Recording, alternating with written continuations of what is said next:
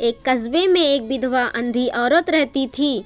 उसका एक बेटा था जिसके पालन पोषण की सारी जिम्मेदारी उसके कंधों पर थी। वह अपने बेटे को पढ़ा लिखा कर एक बहुत बड़ा आदमी बनाना चाहती थी, इसलिए उसने उसका दाखिला कस्बे के सबसे अच्छे स्कूल में किया। वह दिन रात मेहनत करती ताकि बेटे की स्कूल की फीस दे सके। लड़के के स्कूल के बच्चे उसकी माँ के बारे में जानते थे। वे सब उसे अंधी का बेटा कहकर चिढ़ाते थे। लड़का इससे बहुत परेशान था। उसे अपनी माँ पर शर्म आने लगी थी। वह उसके साथ कहीं भी आने जाने से कतराने लगा था। जब लड़का बड़ा हुआ तो उसकी शहर में अच्छी नौकरी लग गई।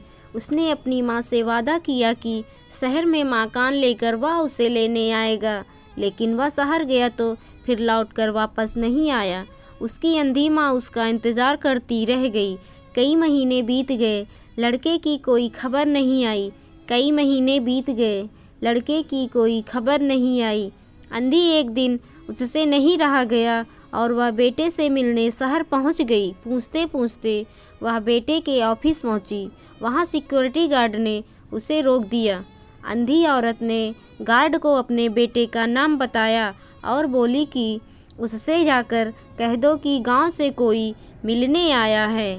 गार्ड ने जाकर उसके बेटे को बताया। बेटे ने ऑफिस की खिड़की से देखा तो उसे अपनी माँ गेट के बाहर खड़ी नजर आई।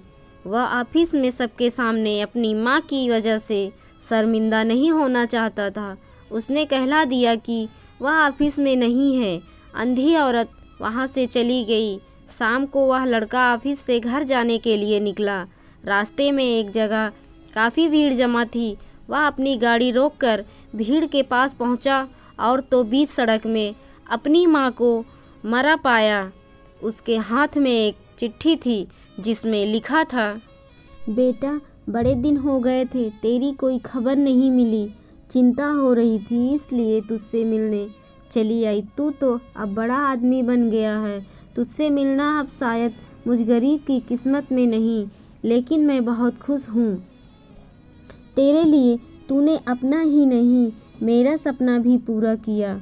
मलाल है कि तेरी तरक्की देख नहीं सकती।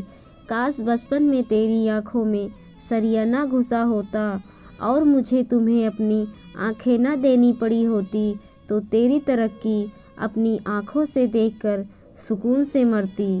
तेरी अंधी माँ। ये पढ़कर लड़का फूट फूट कर रोने लगा। जिस अंधी माँ पर उसे शर्म आती थी, उसने उसके लिए कितना बड़ा बलिदान किया था। वह आत्मग्लानि से भर उठा और ज़िंदगी भर खुद को माफ़ नहीं कर पाया। तो फ्रेंड्स, आपको ये कहानी कैसी लगी कमेंट बॉक्स में ज़रूर बताएं।